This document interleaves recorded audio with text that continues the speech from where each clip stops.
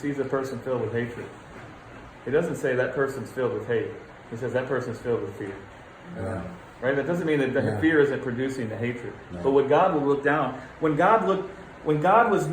Jesus is God. Does everybody understand that? Yeah. It says Jesus is Emmanuel. Right? That means God with us. That means Prince of Peace, Everlasting Father, Wonderful Counselor. That's the Godhead right there, isn't it? Yeah. Mighty God. That's Jesus. There's never a time where Jesus was not Emmanuel. When Jesus was nailed to the tree, he was Emmanuel. He was God with us. And when Jesus looked down on the people that were nailing him to a tree, he was grieved on account of their suffering. Do you see what I'm saying? Mm-hmm. You know why he was grieved? Because he didn't look at them and say, these people are not my people. He looked at them and saw that these people are filled with the fear of death. And he says, because they're filled with the fear of death, the motion of sin has been excited in their members. And that's taken them captive to a life filled with hatred and envy and gossiping and backbiting. And he says, I never created these people to know those things. And he sees how tormented they are. And that's what Jesus is thinking on the cross. That's what he's feeling about it. So when he's thinking of healing, he's thinking of healing them as they're nailing him to a tree.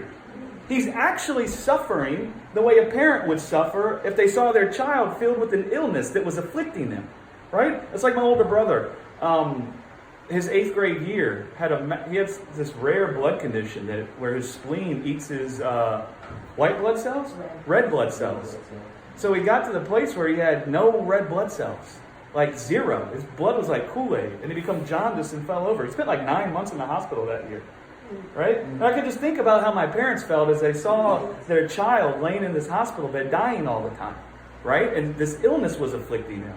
That's how God felt when he was being nailed to by the people that were nailing him to a tree. He looked at them and said they're being afflicted by an illness.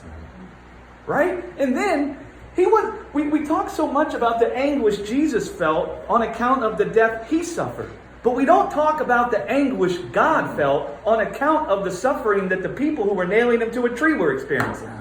We never look at it from the perspective of he was grieved at the suffering they were experiencing, even while they're nailing him to a tree. Now, think about how much that guy loves us. That while we're busy nailing him to a tree, he's more concerned with our suffering than his own. Right?